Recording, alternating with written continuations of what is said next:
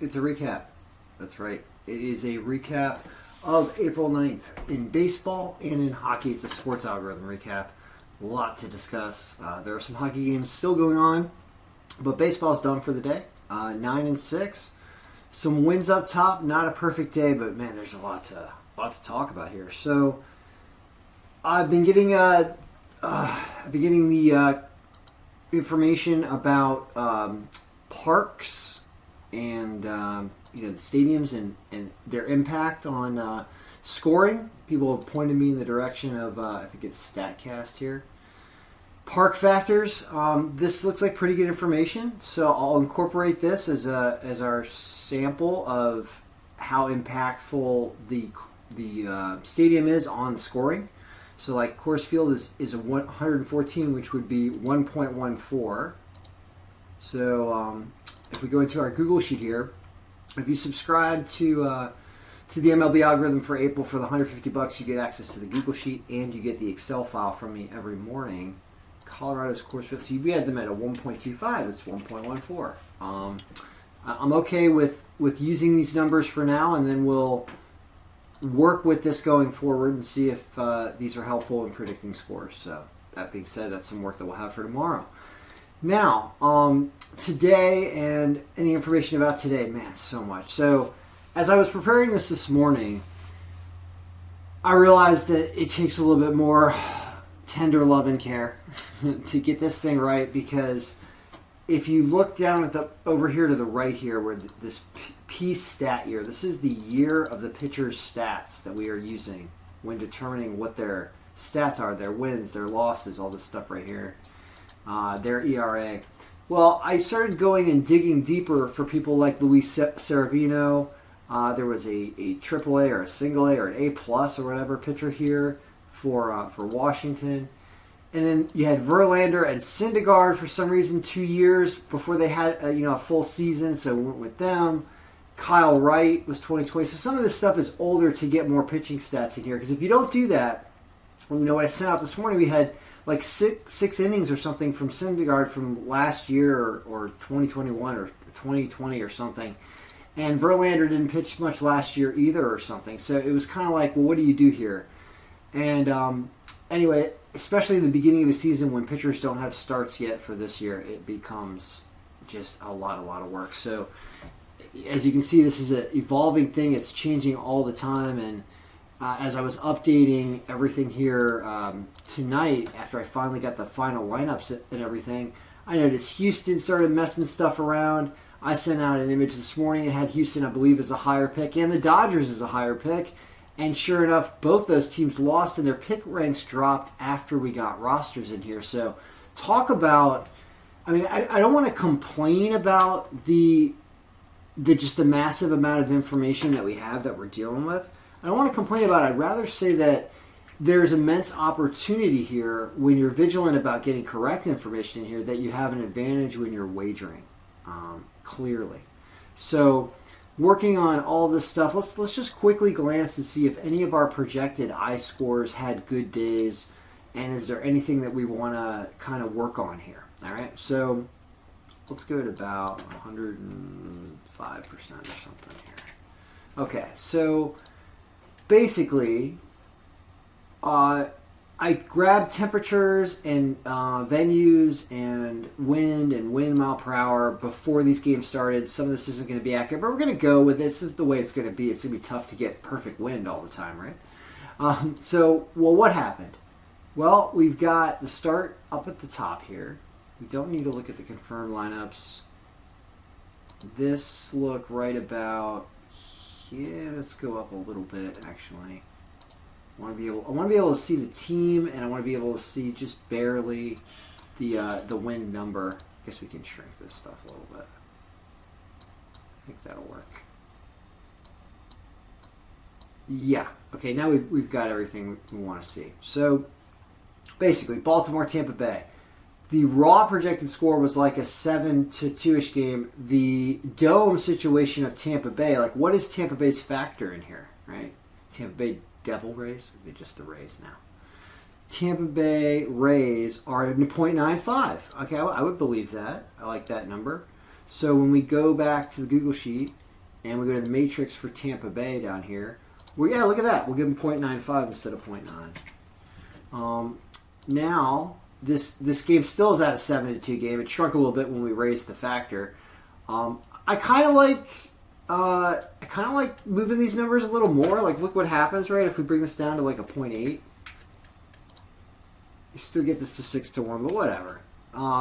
We'll use their numbers for now. So this game is a win. Not as many runs. Sorry, there was as many runs. Actually, it was 5-3 game. So this is actually very good. I mean, this is fine. Next, Detroit and the White Sox. Here we have a miss. And, oh yeah, it makes me think of something. So we have a miss in that game. The White Sox beat Detroit. Time to start bringing in current stats for the season for these teams. That's going to be these team standings, or team stats, team standings, total pitching stats, total batting stats for the teams now that we have a couple games in the books already. So this is all last year. It's all 2021. This is going away as of tomorrow. So this will be brand new. And once that's brand new, things like these average runs, streaks will be more current. Bullpen, ERA factor, these all change and are going to be representative of the current year, 2022. So that will be interesting to see tomorrow. Hopefully they'll start cleaning up some things like trying to pick Detroit over the White Sox, even though they did win yesterday. Tougher today, as they don't win. So that's a miss. But the scores everything's wrong there. So that's a miss. Next, let's go to Seattle and Minnesota, right? Yep. Okay, Seattle, Minnesota. Predicted 6-4, ends up 4-3. Pretty good with that. What's Minnesota's team stat ranking? Minnesota Twinkies? Where are you, Twinkies? Right there. Target field is a .98. Lower. Okay. So .98. We're going to give them a .98 in Minnesota. All right. That would have had a... that would have still resulted in 6-4, but this is okay. I mean, you got an underdog team winning. The algorithm does good there. You get paid, so that's good. Next, Pittsburgh and St. Louis. This was pick rank wise. This was a pretty big pick, I thought. Yeah, where is it? Yeah, number one pick rank of the day. We predicted them to win 10-1. They win 6-2. I'm fine with that. 4-run victory. They don't get there as much with runs, but they win. Good. Like it. Milwaukee and Chicago. Here's a hard miss. Losing 9-0. We think they're going to win 5-2. Milwaukee starts off 0-2 this season, so keep an eye on Milwaukee. That's a loss. Texas and Toronto. Predicted a bigger win for Toronto. They barely squeak one out, come back and win, so the better team wins here, but they don't cover. All right. Miami and San Francisco. Here's a miss. Predicts many more runs for San Francisco. They don't get there today. And Miami's pitching seems to hold up. So here's a loss. And I bet you something like Miami's bullpen ERA factor. Let's go check that out for a second. Miami's bullpen ERA factor right here is at a 4. We'll see if it's a little better this season.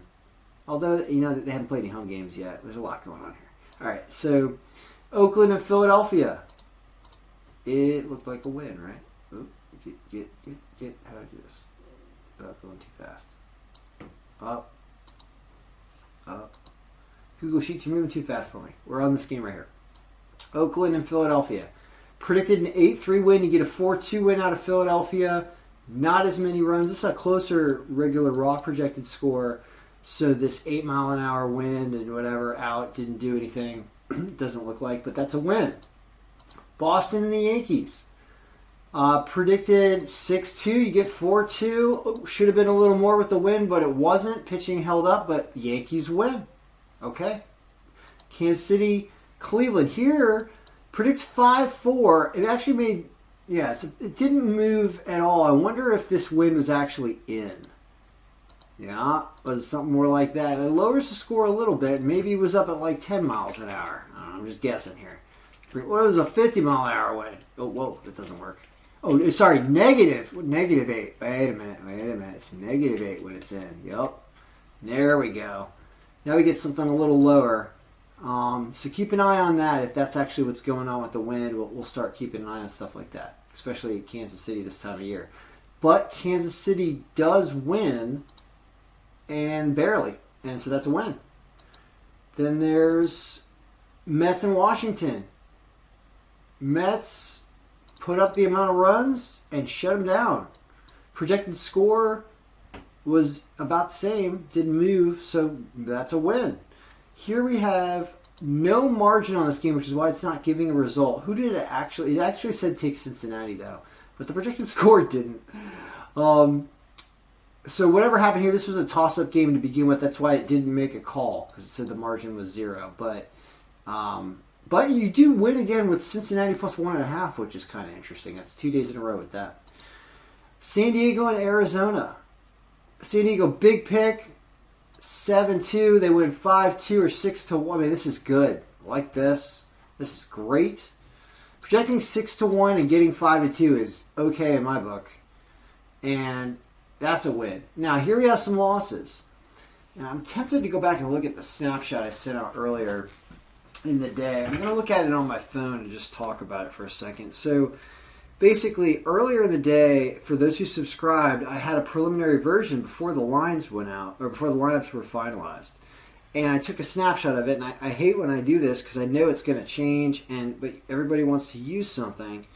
So I'm going to look at that. In that snapshot this morning, it said that Houston was the number 1 pick and the Dodgers were the number 4 pick. And San Diego was 5. Now they're 3. Oh, man. Talk about how important it is to get lineups in here. That's right. This Houston pick was number 1, and it said they were going to win the game 11-2. And even though it still has the score right there, it still has the pick there, it did lower them to 5. And it lowered the Dodgers to... the Dodgers actually went up. The Dodgers went down. They were at 4 before, and now they're at 7. Oh, sadness. So it is extremely important to wait for confirmed lineups. Oh, I can't stress it enough. And that's sad because you end up with a look like this when you throw in all the results. You end up with this look.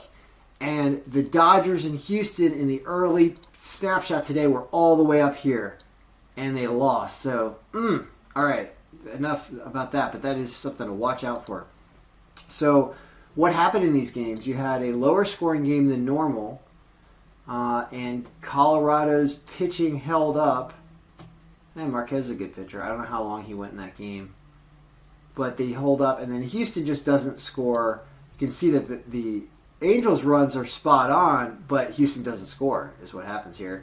And their lineup factor dropped to 3.3. I'm sure it was higher this morning. I can actually look at it in this morning's image.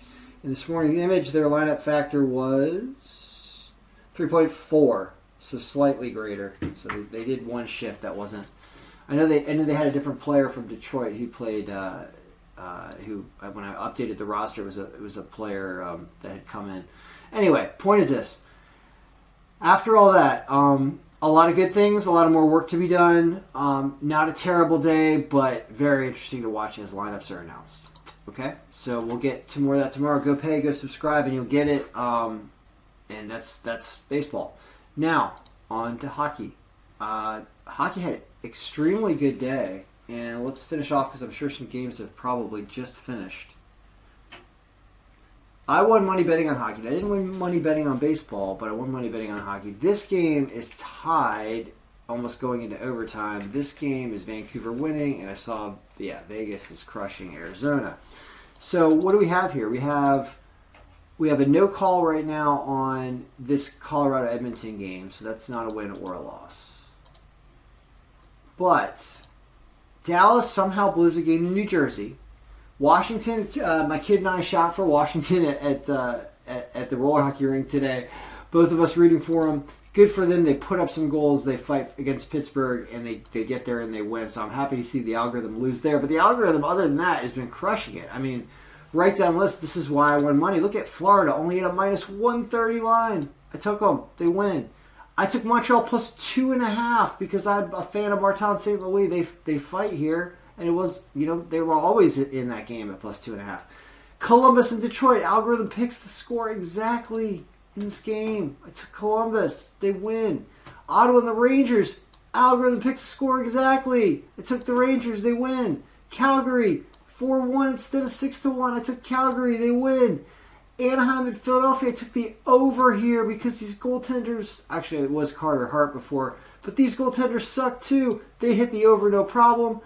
I didn't take St. Louis for some reason, but that would have been actually it wasn't obvious. It's only a 12 and 13. That's why I didn't take them. But they crush it.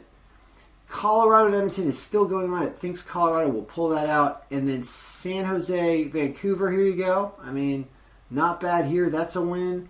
And Vegas crushes. So NHL algorithm, extremely good day. And yeah. So this one's only $25. Go pick it up. If you're having trouble on the website, you're still in this video. Yeah, a lot of traffic. The MLB stuff has created a lot of traffic on my server, and stuff's been really slow, and I understand. So keep trying, or send me an email. I'll put my email in the description. You can just send me an email or whatever, and I will get back to you with everything going on. All right, guys, so good luck. I will get to work tomorrow morning before I get on the road tomorrow. Yeah, I'll get this done. Oh, God. What time? Can we at least have all early games tomorrow? Come on, MLB. Do it for me.